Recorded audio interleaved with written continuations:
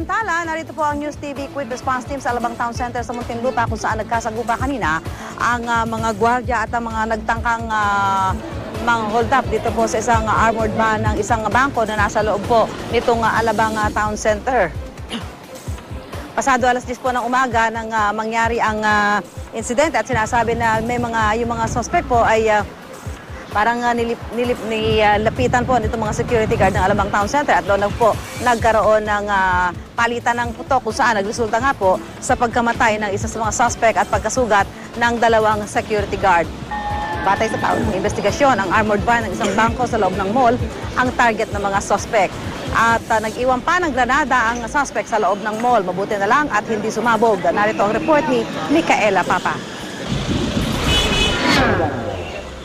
Mag-aalas 10 ng umaga nang magkaengkwentro ang mga security guard at mga pinaniniwalaang hold-upper ng bangko sa Alabang Town Center sa Muntinlupa. Batay sa pahayag ng mall, dalawang lalaki ang nag-abang sa driveway habang papasok ang isang armored van. Nang kumprontahin ng mga security guard, agad naman silang pinaputukan ng mga ito. Napatay ang isa sa mga suspect na si Pepito Paler. Kaagad namang isinugod sa Alabang Medical Center ang dalawang gwardiya ng mall na sina Lope Bacomo at Alexander Zablada na nasugatan sa barilan. Na-recover sa suspect ang isang kalibre 45 at isang magasin ng baril.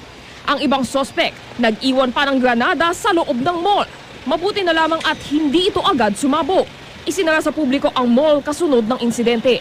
Kaagad na ikinordon ang buong gusali at sinuyod ng mga miyembro ng SWAT at Muntinlupa Police ang loob at labas ng ATC para matukoy kung may nalalabi pang suspect sa loob ng mall.